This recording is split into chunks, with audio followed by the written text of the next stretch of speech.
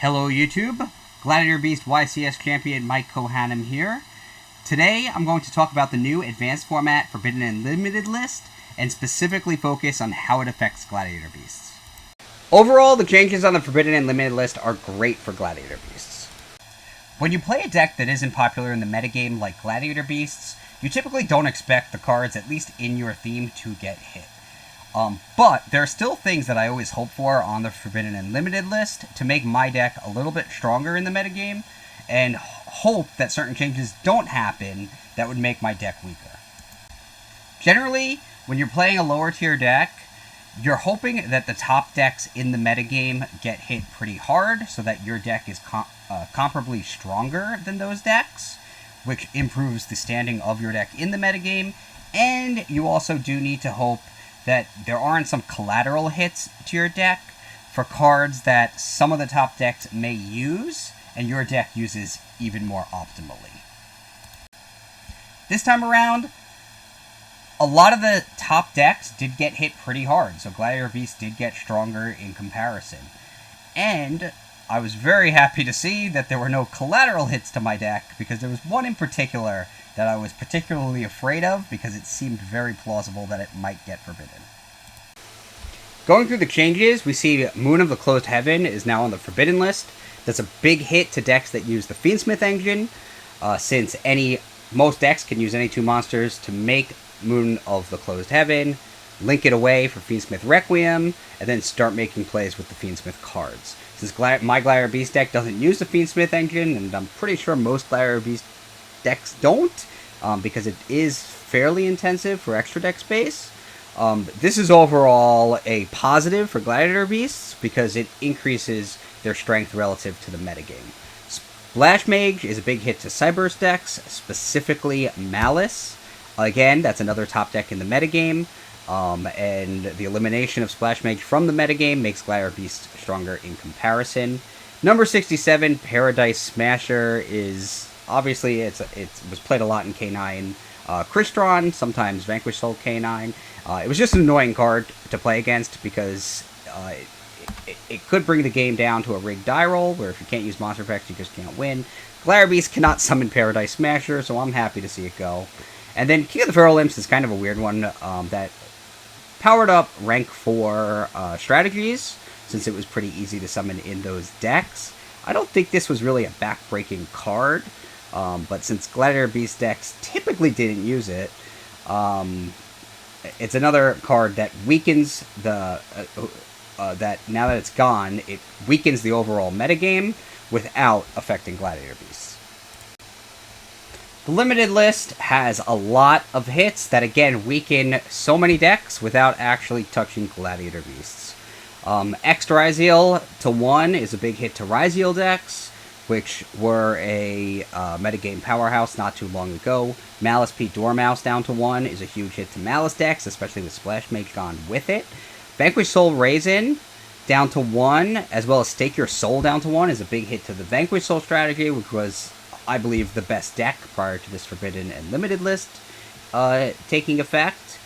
We have Fiendsmith's Lacrima coming back, so that's a buff to Fiendsmith, but I don't think it makes up for the loss of Moon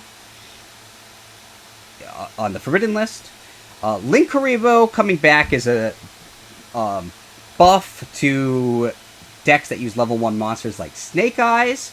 I think that Snake Eyes were relatively weak in the metagame, so I don't think that's a huge loss for Gladiator Beasts. The fact that Snake Eyes got a little bit stronger in this list. Summon Sorceress with the errata, I don't know if any decks are going to use, so I don't think there's too much to really say about that.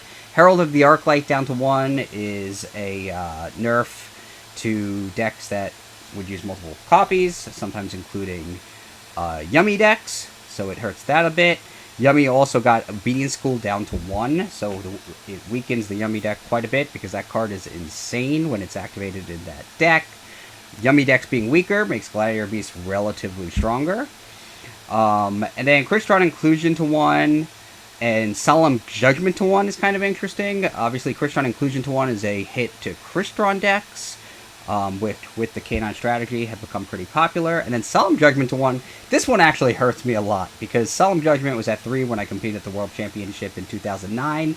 On the next Forbidden and Limited list, it went down to 1, and I was devastated. And then years later, it came back to 3, and I was so happy. And this is actually a card that I very often use 3 copies of in the side deck. So this is a card that I do really like. I wasn't using it as a 3 of in my Gladiator Beast side deck recently, but it was something I may have revisited. So it going to 1 is kind of a hit. But I think that kind of hits all decks, because this is a card that going first, a lot of players just side it in because it can stop anything, which is good. The card I skipped over is Zodiac Trident. This is an interesting one, because I did consider the idea of maybe using Zodiac as an engine in Gladiator Beast now that Trident's at 1. But I think to make that actually decent, you would need Broad Bull. I think if Broad Bull came back as well, but it's still on the Forbidden list, then that would be insane to combine Gladiator Beast with Zodiac, because Broad Bull can also search for Tri-Brigade Fractal and get your Tri-Brigade engine going. So I think Zodiac Trident is coming back is cool. I don't know if any decks are going to actually use it, even with Zodiac Barrage at 3. But maybe it could be something to toy with in Gladiator Beasts. Probably not. I mean, you're probably better off using the Kashtira cards over Barrage if you really wanted a starter that you can special summon to get a monster that you can special summon to get a body on the field to start link summoning. But I don't think Trident coming back really hurts the deck. I don't think that it's going to give other decks so much of a buff that it will weaken Gladiator Beast's standing in the metagame. Moving on to the semi-limited list, Branded Fusion is up to 2. That seems fair. I mean, Branded hasn't been doing too much lately in the metagame. Gladiator Beasts aren't too scared of it. So, Branded Fusion to 2. Then we have the Unlimits. Obviously, Snake Eye Ash and Snake Eye Poplar becoming unlimited makes Snake Eyes a lot stronger. So obviously, that deck being a lot stronger in the metagame puts some more competition for Glad Beasts. Masterpiece and Dragonic Diagram coming back. I don't know if those are actually going to be used competitively, so I don't think that's something I'm probably going to encounter. I think the same can be said about Morphing Jar and Phantom Sky Blaster. I remember Phantom Sky Blaster being an insane card. I used it in Sky Striker a while back, when using Phantom Sky Blaster with the Sky Striker strategy was popular, and it was really powerful. But the metagame is a lot stronger now in general, so I don't know that Phantom Sky Blaster is going to do much. But it does still have that potential where if you control a monster and you summon it, you just get all these tokens and gets out of control. Morphing Jars I love Morphing Jar. I still remember when I pulled my first TP2 Morphing Jar in my second ever pack of TP2. I wanted a Morphing Jar so badly to put in my deck. And it's cool to see that it's unlimited now. It's amazing that Morphing Jar is now unlimited. But I don't think it'll. I don't think it'll see much play. I'm curious to see if somebody builds some sort of degenerate empty jar deck that tries to deck out the opponent using it. But again, that's not something that's going to be like a serious contender in the metagame that Gladiator Beasts are going to need to really tech against. Global, it's a good card. We'll see where people use it, but again, I don't think it's going to be meta defining. I talked about Barrage before, where maybe Glads can use it. I think a lot of decks could probably use it. And then Lightning Storm to 3. I actually was side decking 2 copies of Lightning Storm before, while it was semi-limited. So that's just another card that maybe I'll play 3 copies of, so Glad Beast can use it, but really so can any other deck. It's a tech card that basically any deck can play. The takeaway here is that the Forbidden Limited list significantly weakened the strongest decks in the metagame, which raises the standing for Gladiator Beasts. It makes it a little easier for the Gladiator Beasts to compete with some of those top decks. Obviously, there's tons of amazing combos and powerful plays that Gladiator Beasts can do, and now those are relatively stronger since the top decks are weaker. Now, the one card I was very happy not to see on this list was Harpy's Featherstorm.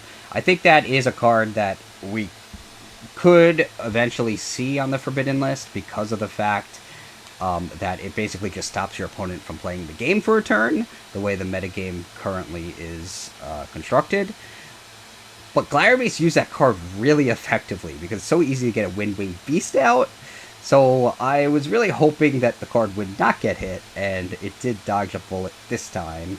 A card I was hoping would come back is Simorgh Bird of Sovereignty, because it's legal in Master Duel, and it is... I do use it in my Gladiator Beast deck, Gladiator Beast Tri-Brigade deck in Master Duel, and it's pretty strong, and I don't think it would be particularly game-breaking, so I would have liked to see that come back, but I'm happy to see Featherstorm stay and Simorgh not return. I think that's fair. I think that's stronger for Gladiator Beast in general than completely losing losing the Featherstorm and not being able to side it in going first in the second or third game. So those are my thoughts on how the new Forbidden and Limited list affects Gladiator Beast decks. Overall, I really like the Forbidden and Limited list because I think it weakens a lot of the top decks, which makes Gladiator Beast stronger in comparison. I think that should be one of the main goals of the Forbidden and Limited list, to kind of bring down the ceiling so that other decks can compete, and I do think that this Forbidden and Limited list does a good job with that. If you're interested in playing Gladiator Beasts, I have tons of videos showing off the combos that the deck can make, some of the builds that I've been successful with, and some of the different strategies that you can use with the deck to help you win in tournaments. Thank you for watching. Please like this video and subscribe to my channel if you enjoy it. I will keep making Gladiator Beast content as long as it continues to be well received. Thank you.